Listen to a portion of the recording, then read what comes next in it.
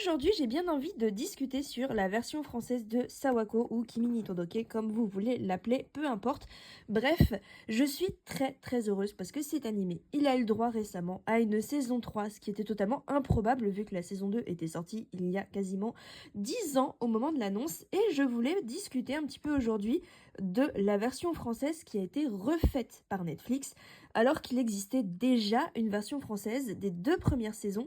Et du coup, je voulais en discuter un petit peu parce qu'il y a plusieurs points qui me chiffonnent, je dirais. Parce que chez Netflix, ils ont redoublé les 2 premières saisons, alors qu'on les avait déjà en français, pour changer tout le cast pour la saison 3 qu'ils ont faite récemment. Et je suis pas trop convaincue. Encore la voix de Sawako, ça va, mais il y a des points de traduction vraiment qui m'ont fait tiquer. Par exemple...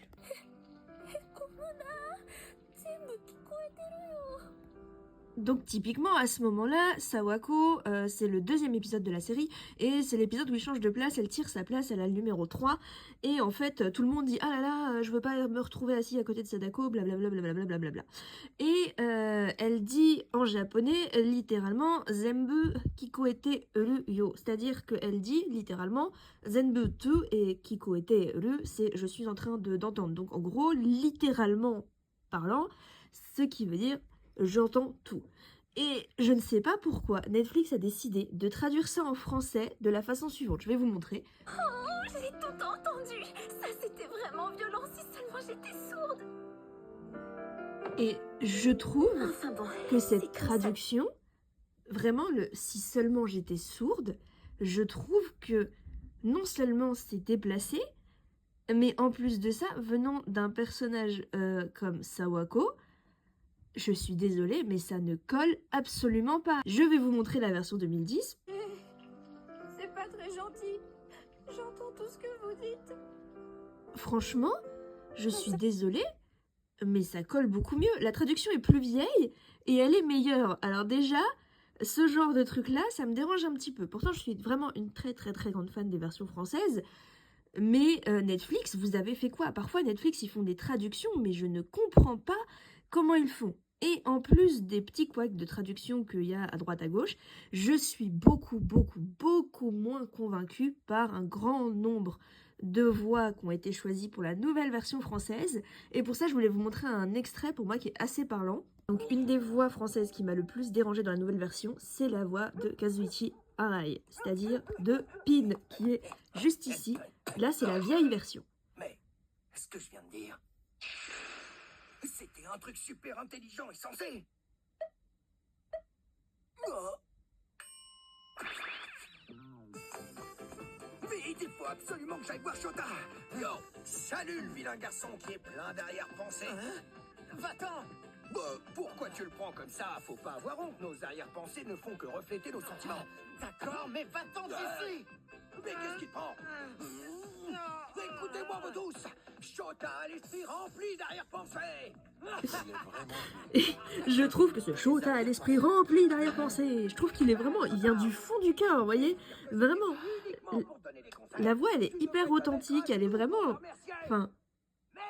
Vraiment, il est drôle, il est sincère, il est super chouette. Et maintenant, on va voir le choix qu'a fait Netflix. Une minute, est-ce que je viens pas de... lui remonter le moral en plus de la motiver comme un super beau gosse? Il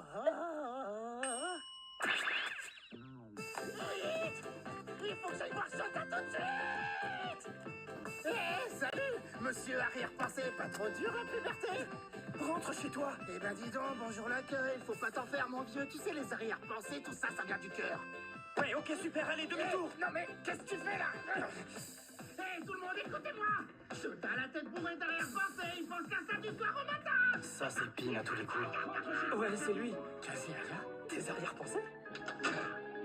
Hey, Shota, tu trouves pas que t'es un peu gonflé? J'ai fait le chemin jusqu'ici pour te rassurer sur tes arrière-pensées. Tu devrais être en train de me remercier avec la larme à l'œil. Et en fait, je trouve que le choix de traduction, déjà, enfin des mots, je le trouve moins touchant en fait dans la version Netflix que dans la version l'ancienne version. Et parce que c'est des phrases qui font peut-être moins naturelles finalement, mais la voix je trouve, dans la version Netflix, fait beaucoup plus forcé. Vous voyez, je trouve que ça sort moins du cœur et qu'on sent vraiment que le comédien, il a forcé pour passer certaines choses. Et du coup, ça zappe un peu le côté naturel du discours. Enfin, vraiment, c'est ce que je trouve. Mais franchement, si vous voulez donner votre avis en commentaire, n'hésitez pas. Et sinon, un autre truc que je n'aime pas du tout dans la version Netflix, mais alors pas du tout, du tout. Et je trouve que c'est quelque chose qu'on voit pas mal dans les doublages qui sont récents. En tout cas, à l'époque, ils osaient traduire quand il y avait des passages chantés. Ils osaient traduire les chansons. Vous voyez, quand les personnages ils se mettaient à chanter et tout. Je trouve que maintenant, ils ont tendance à laisser en japonais. Et en fait, ça perd le côté réceptif en français. C'est-à-dire que bah, si vous parlez pas japonais, bah, vous comprenez pas ce qu'il dit et le côté humoristique de la scène, bah, il s'en va. Donc je vais vous montrer la version Netflix puis l'ancienne version. Et puis comme ça, on va pouvoir voir, vous pourrez me donner votre avis, voir si je suis la seule à être dérangée par ce genre de choses ou pas.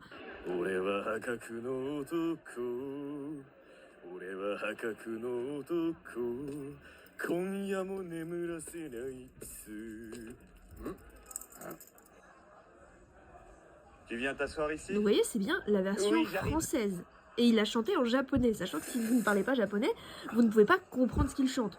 Et c'est un peu dommage de devoir aller voir dans le dictionnaire en plein milieu Je devrais peut-être faire ce de que l'animé. Shizuo m'a Donc demandé. pour moi, en fait, si vous voulez, c'est soit on traduit en français et on traduit tout, pour que ce soit compréhensible par n'importe qui, même des gens qui ne parlent absolument pas japonais, soit on regarde en version originale sous-titrée. Vous voyez, il n'y a pas un espèce de mélange chelou entre les deux.